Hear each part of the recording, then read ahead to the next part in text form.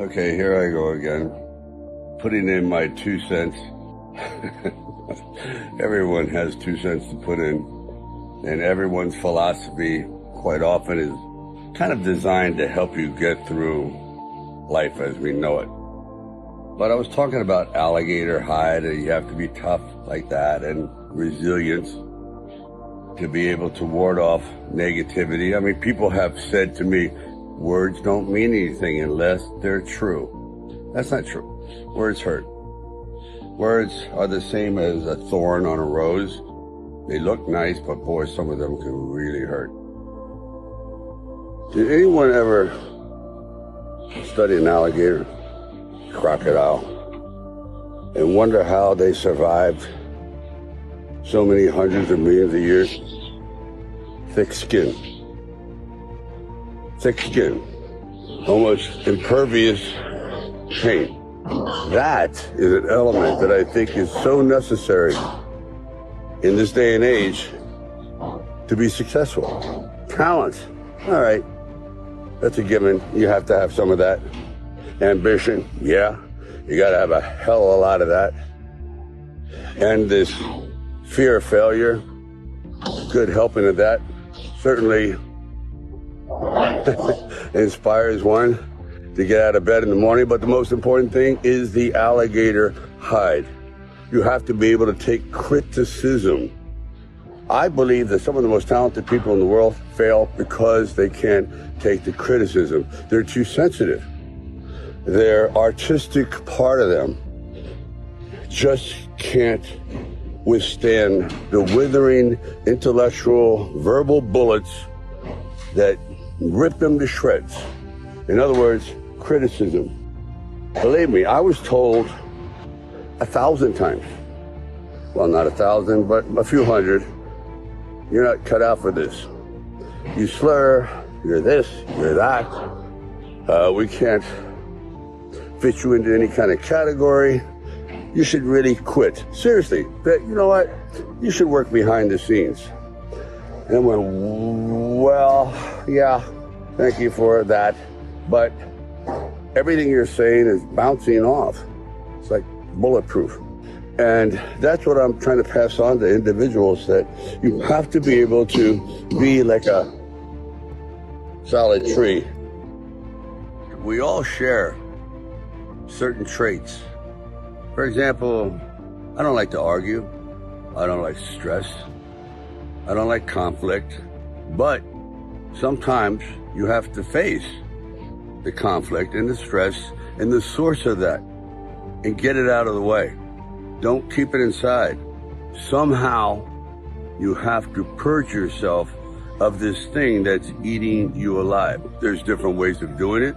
Getting into someone's grill, or you start to use your head and work your way around the problem without offending anyone, but you're getting your point across. But sometimes you just have to offend someone who's offending you. That's fair. And it takes courage. Actually, it takes courage to do a lot of things. It takes a lot of guts to stay in school. It's courage. It takes courage to get up every morning, and bravery, and pushing yourself when you don't want to go to work, to supply food for yourself and your family.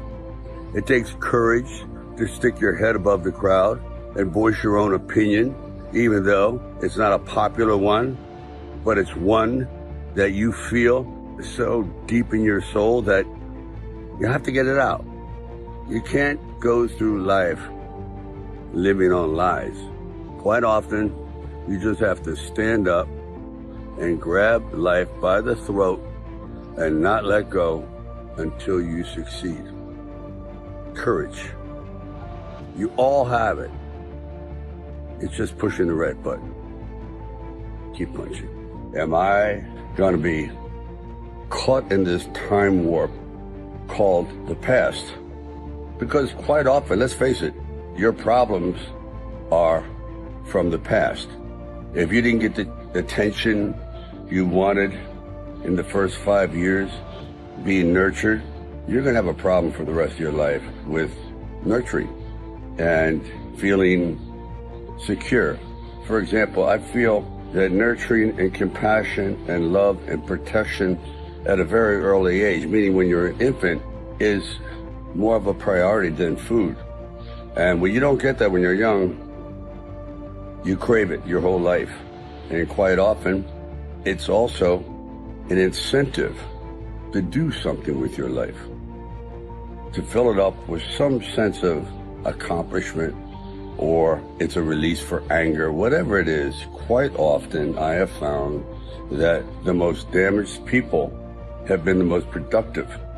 I know it's a horrible thing to say, but people that are missing chunks in their heart, gaps in their soul, because they weren't given the love and attention when they're very young, that can't be compensated for. Those are holes. Those doors are shut. So it's up to you to lay the groundwork for your future, to not do what other people did to you. So it's juggling. So here's to you all, keeping all these objects in the air and knowing that it's never perfect. Life is one big juggling act. It's like, how do you keep all these objects going around, and then when you drop a few, you got to pick it up again? But it's juggling. You juggle happiness with grief.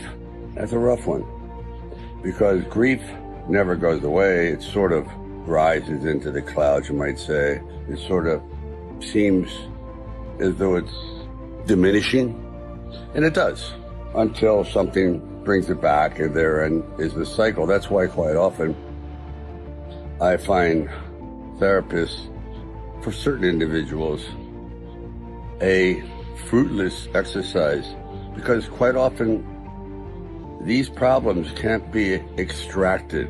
Bad memories can't be pulled out and diminished. They're there. You just have to balance it. I've come across some of the most miserable people that have everything except what is truly important, and that is peace of mind and going forward without fear, fearlessness. It's not easy. Sometimes you have to lie to yourself. Oh, I'm not afraid. You're terrified. But sometimes lying is good. If that helps get you up those first 3 steps into the ring of life to face an indestructible opponent, so be it. Lie to yourself. Sometimes lying gets the ball going.